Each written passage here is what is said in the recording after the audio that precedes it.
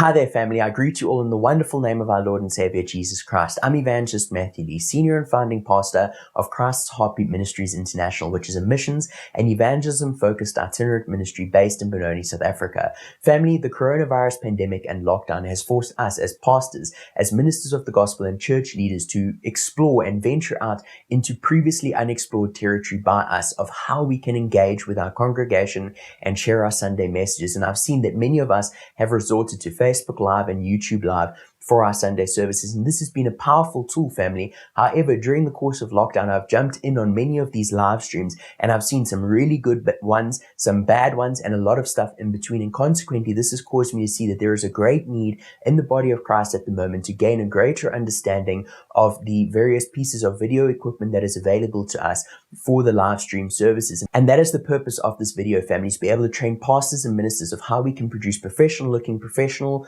sounding live stream services at next to no cost. Family, I've been running a YouTube channel since 2016 and consequently have produced over 200 videos. And over the course of this time, I've learned little tricks of how we can use pieces of equipment lying around at home and cheap pieces of equipment that we can buy online to produce professional looking, professional sounding videos. If you watch this video, would you say that I've made use of a professional camera, professional sound system, and professional lighting? Well, the truth of the matter is, family, I have not. For this video, I'm literally just using my cell phone, a couple of cheap LED lights that you can buy from Take-A-Lot and stuff like that, and this little lapel microphone. And this setup has literally cost me less than 1,000 Rand to produce, and you can see and hear the quality of video that's being produced. And consequently, I want to share the wisdom and knowledge that I've acquired over the years of how you as pastors can use a similar setup to up the quality of your live stream video as well as your audio. And family, I believe the information that I'm going to be sharing with you in this video doesn't just apply to us now during lockdown, but I believe that we can apply this information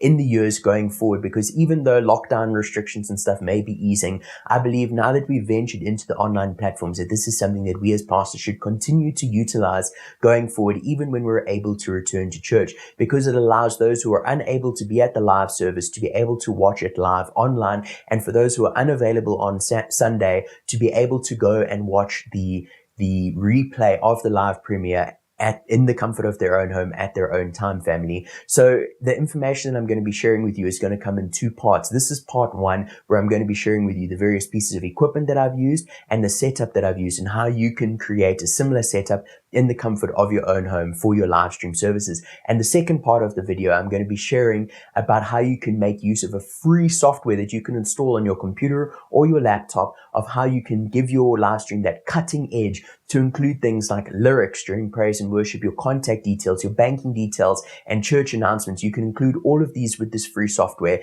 and I'm going to be sharing that with you in part two. So I'd like to encourage you to please stick around for the next few minutes, as I'm going to be sharing the information with you regarding the equipment in part one, and to tune in for part two, where I'll be sharing with you more information about the software that you can use and how you can use it to give your live streams that cutting edge. Thank you, family. Okay, family, so welcome to the Christ's Heartbeat Ministries International head office. I'm going to be using this space to demonstrate to you the various pieces of equipment that you can use, as well as some basic setups that you can use to up the quality of your live streams with the video as well as the audio. As you can see on the table right now are a couple of pieces of equipment, and these are the basic essentials of what you're going to need to up the quality of your live stream. However, everything on this table is not imperative. Some of them are optional, and there are also various options that you can make for the pieces of equipment. However, one of the most important pieces of equipment on this table is what you're seeing right in the middle, which is right there, your cell phone. Now, the example that I've got on the screen, on the table at the moment, is my old Samsung Galaxy S3, which is quite an old model cell phone. However, I've included this in this video because this is to show you that you can literally use any cell phone with a camera for this video. You don't need to have the latest and greatest. You don't need to go and spend tens of thousands of rands on fancy camera equipment. You can literally just use your smartphone. In the example, I've got the S3. However, for the majority of my videos, including this one, I'm making use of my Samsung Galaxy Note 10. This has very good quality video, but it's not necessary to go and buy yourself a fancy phone. You can literally just use whatever you've got. So family, the next piece of equipment I'd like to speak about is the one here on the left-hand side. This here is a LED cell phone ring light. Now this ring light you can go and buy from Takealot. I'm showing you an example on the screen now of an example that you can go and buy from Takealot for 250 Rand. And the nice thing about this one on Takealot is it comes with the ring light, it comes with the cell phone bracket to hold the cell phone onto this thing, and as well as a stand to secure it on. So it's literally all inclusive for 250 Rand. However, if you go to the various cell phone shops and stuff like that, you can often find these there for similar prices, maybe even cheaper. If you want to save a couple of bucks here and there, shop around. You can go check One Deal a Day, you can go check Bid or Buy, you can go check Banggood. Otherwise, there's the cell phone shops or Takealot. You must just choose, family, what is easiest for you, but I'd strongly recommend one of these. This example is a 10-inch ring light, and if you look here, you can see it's nice and large. It's got this little bracket in the middle here to hold your cell phone. You literally just adjust it as you wish, and you just open the clamp like that to strap your cell phone in it. And the nice thing is this little piece here screws onto your stand to give you a secure cell phone as well as the light in the position that you want. And the cord has this little piece here as well, which allows you to adjust it to be brighter or dimmer, as well as to change the color temperature of the light, which is quite handy depending on the light source that you're going to be using for your video. So that's quite a handy thing to have. However, the thing with these LED ring lights is they're not imperative, and I'm going to get to that in a minute. The reason that I particularly recommend this 10-inch one is because of this awesome little cell phone bracket that it's got here, because it serves two purposes. It allows you to use this to light your subject, but it also allows you to secure your cell phone. For any video, that is one of the most important things, is to have a nice stable video, that it's not being handheld and shaken around. So if you don't want to go and buy this 10-inch ring light, I'd at least recommend getting something to stabilize your cell phone. If you look on the screen now, you can see an example also from Takealot where you can buy a tripod as well as a little bracket to hold your cell phone on. And this is obviously a little bit cheaper than the ring light, but it obviously doesn't give you the light. Now, this tripod is also quite small. It's only 1 meter high, but that's not a problem because you can always go and rest it on top of a chair or a table to give you that little bit of extra height. But the most important thing with the tripod is the bracket that holds your cell phone. So over here, you can see in my hand, I've got one of those brackets that you can secure your cell phone into, and you just use this little piece at the bottom here to secure it either to a light stand like that or a tripod, and you simply put your cell phone in it by adjusting that. So that is the one option to secure your cell phone. If you don't want to go and buy a tripod, if you don't want to go and buy the lighting stand and all these kinds of things, you can even just secure it using books and all these kinds of things. But I'd strongly recommend securing your camera, family, so that it doesn't move around. So now to continue with the lighting, the LED ring light is obviously a great option because it allows you to light your subject matter. However, as I said, it's not imperative for you to have this. You can make use of whatever light source you are comfortable with. I just recommend using something that lights your face nicely, that it doesn't cause one side of your face to be in the shadows and one side to be lit, or that it doesn't cause, if it's coming from like the top or something, that it causes your eyes to fall in the shadow of your eyebrows and stuff, or your brows. So I would recommend using various sources. However, I personally use these LED ring lights, and I think they're quite handy because they're relatively cheap and they produce great results. Up until the beginning of lockdown, I didn't even use artificial lighting for my YouTube videos. I only made use of the natural lighting coming in from the windows of the rooms that I was in, and it worked great because it was good lighting. However, not every window is obviously producing great light. Even right now, for this example, if I turn the camera, you will see the lighting for the set is coming in from the window of the office. And that is literally the only source of light that is being used for this video. However, there's a little bit of shortcomings when it comes to making use of natural light coming in windows and stuff, in the sense of it depends largely on the weather as well as the time of day, because if you're recording obviously later in the evening, afternoon, you're going to have less light, and if the weather is cloudy or overcast or partly cloudy, you're often going to end up with various brightnesses and color temperatures coming through in your video as the clouds move and stuff like that. So while natural light source is obviously the cheapest. It can also be quite limiting because it limits the times that you can photograph, and it's dependent on the weather as well. One of the beautiful things about using artificial light, whether it be a ring light like this or whether it even just be the light fittings that are existing in the room, the nice thing about it is you can literally shoot using it at any time of the day. So as an example, I'm now turning on the office light, and if you look on the screen, you can see that the lighting is slightly different because I've now added an additional light source.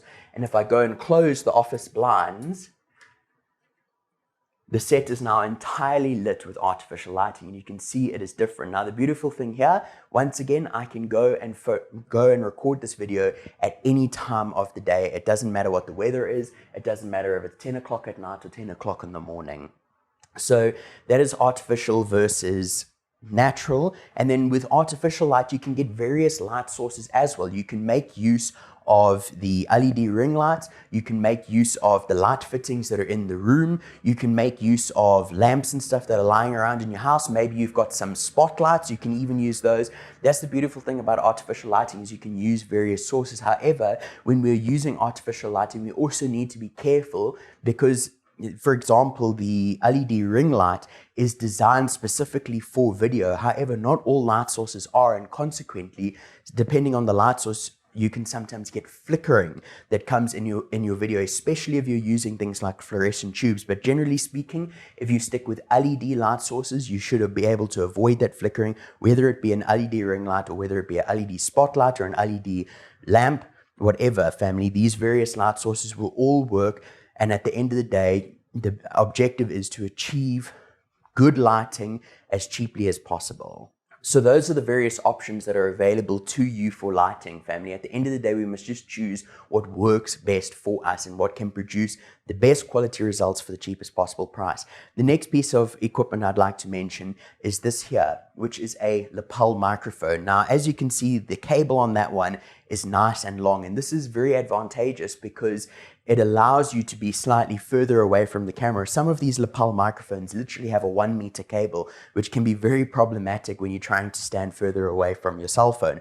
So if you look on the screen, I'm showing you an example of a lapel microphone, a Boya lapel microphone that you can buy from Takealot that has an awesome long cable for you. And as you can see, once again, it's relatively cheap. I'd strongly recommend making use of some form of microphone for your audio to up the quality of your audio, because if you use the built-in microphone on your cell phone's camera, it has a tendency to pick up a lot of ambient noises. It has a tendency to pick up the echoes and the sounds that are going around. And sometimes, depending on the kind of room you are in, the echo can be so bad that it's actually difficult for people to hear what you're saying. So I'd strongly recommend making use of some form of an audio device to give you that clearer, crisper audio, because it helps. For example, if you listen now, as an example, this audio that you can hear now is being recorded through my cell phone microphone, and this audio that you're hearing now is being recorded through the lapel microphone that's strapped to my chest.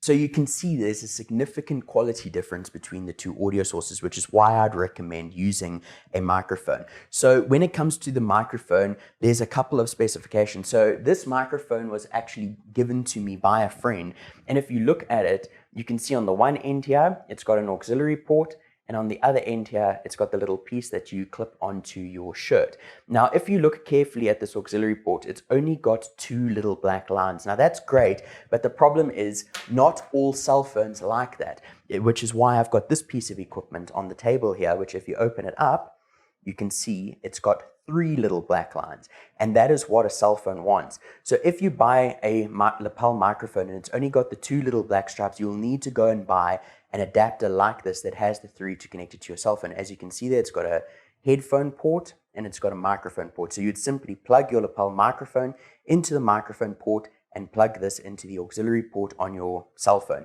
Now, maybe you've got a newer cell phone that doesn't have an auxiliary jack like that. Then I'd recommend going and buying one of these. Once again, you can get them from the cell phone shops and places like Takealot. Depending on the model phone you have will depend on the one that you get. I got this one from a cell phone shop and it works perfectly for my Note 10. Basically, once again, you've got the 2 ports. You would just plug your lapel microphone into the microphone port here, and I'll plug this into the Type-C a charger cable on my Samsung Galaxy Note 10, and that allows me to have audio. So these two adapters here are completely optional depending on the type of microphone you have and depending on the type of cell phone adapter that you have. The nice thing about the Boya microphone that I showed you from Takealot is that it's already got those 3 black lines, so you don't need to go and buy an adapter to be able to plug it into your cell phone. You can just plug it straight into your cell phone if you've got the adapter or if you've got the port to be able to do it. Otherwise, you've got to go and buy the Type-C adapter like the one that I displayed there. And be careful with the Type-C adapter because not all of them work on all phones. So I'd recommend taking your phone with you, taking the microphone with you, and maybe testing it while you're in the store before you buy the product. Family, there are also other options available to you if you want to increase the quality of your audio. Maybe you don't want a lapel microphone. Maybe you don't want to have a cable running from you to your cell phone. Another option of something that you can buy is a thing called a shotgun microphone. On the screen now, I'm showing you an example of a shotgun microphone, a really handy little shotgun microphone that you can buy for your cell phone. And once again, you just plug this into the auxiliary port on your cell phone. And the nice thing about a shotgun microphone is you can keep it next to your camera. It means you don't have to have a cable connected to you, but you can also see that the price of the shotgun microphone is quite a lot more expensive. And if you look now, this is the example of the shotgun microphone that I use. This one's a little bit more expensive, but I bought this one so that it can be used with cell phones as well as DSLR cameras, but it's not necessary to go and buy something like this. I still personally prefer the lapel microphone over the shotgun microphone because I find that the shotgun microphone has a tendency to pick up a little bit more echo and stuff than the lapel microphone does.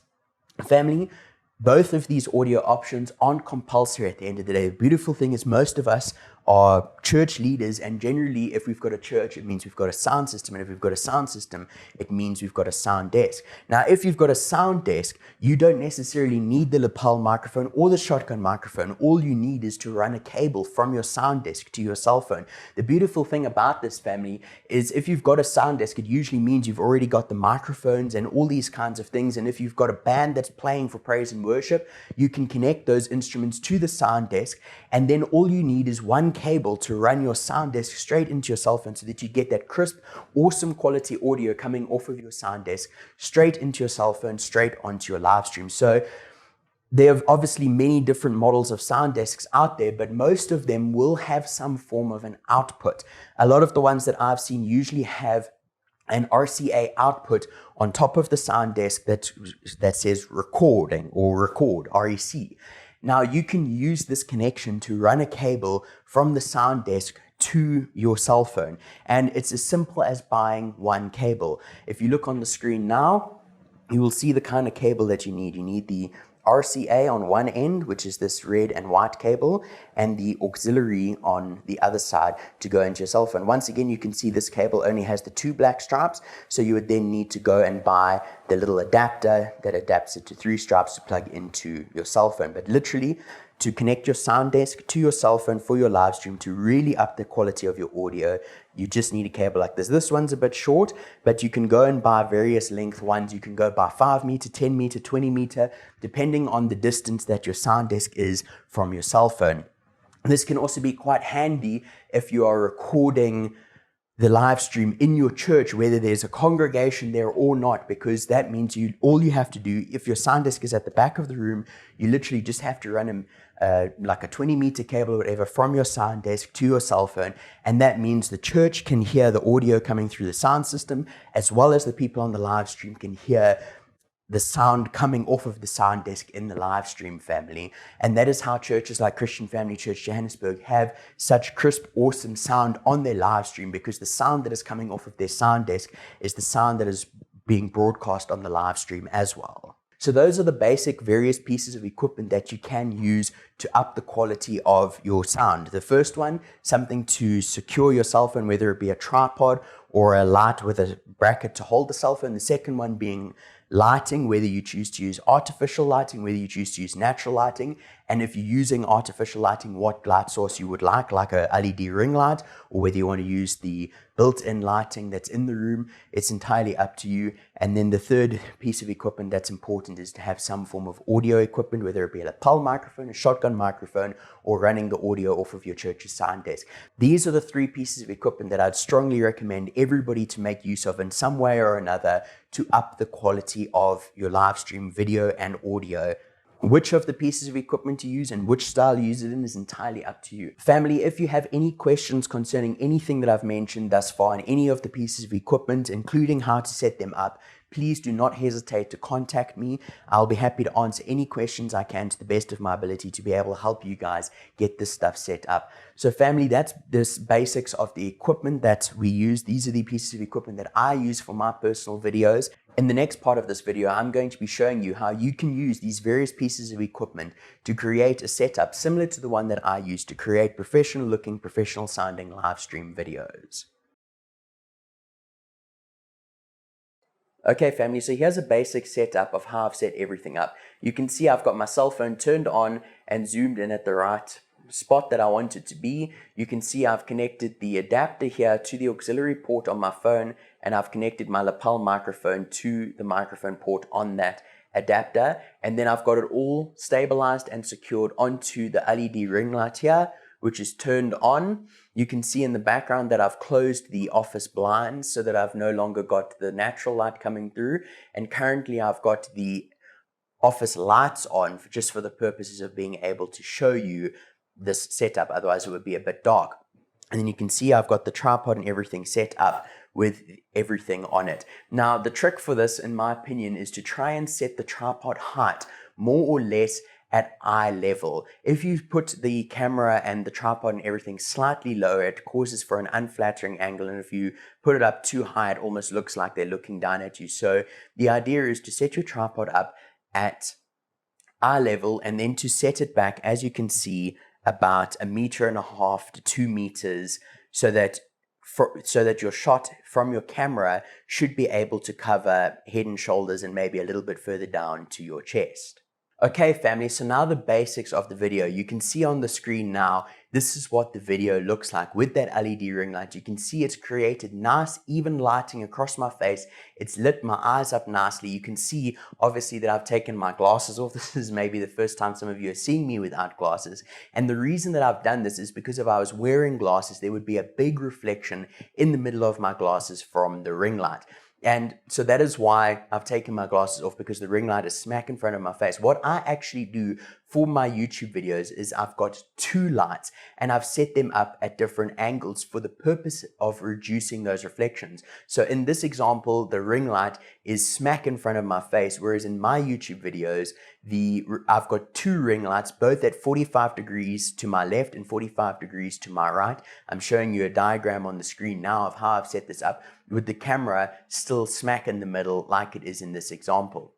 So if you've got glasses, you can try this option. If you don't have glasses, I'd recommend getting the single ring light and having it smack in the middle. So this is to give you an idea of what the video looks like when you make use of this ring light. You can see how nice and even the lighting is and all of that. It might be casting a bit of a shadow on the wall behind me, but that's not a train smash. If you just step further away from the wall, that shadow will disappear. You can literally position it how you want to, however you're comfortable with, in the comfort of your own home. The nice thing about this as well, if you want to make use of your church building, is that you can position this light just in front of your pulpit, and then obviously you'll have the church and stuff as your background. So from this example, you can see what happens when you do a single ring light in front of your face, about 1 meter, 1.5 meters away, and the lighting effects that it creates.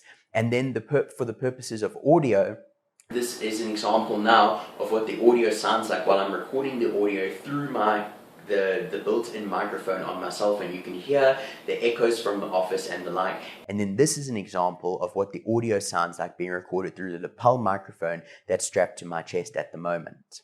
And this is an example of what the lighting looks like if I've turned the ring light off and I'm making use of the natural light coming in the window of the office. You can see it also looks quite well, but the problem is because the light is coming from that side, this side of my face is slightly darker, which isn't a train smash because you can still see the details. And the nice thing is the office does have good natural lighting, but not every room has this, family. We need to be careful when using natural lighting in our various setups.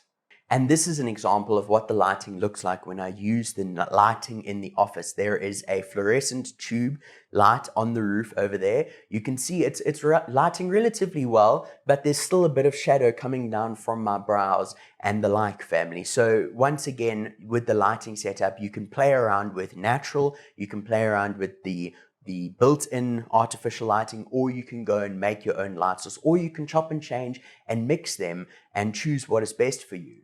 And then this is an example of all three light sources. I've now got the ring light on, I've got the office lights on, and I've got the window open. So you can literally play around with whatever makes you comfortable, family. The most important thing with lighting is to make sure that your face is nicely lit so that the congregation can see your eyes, make eye contact with you, and so that your congregation can see all your facial details and your teeth and your smile to make your dentist proud and all these things.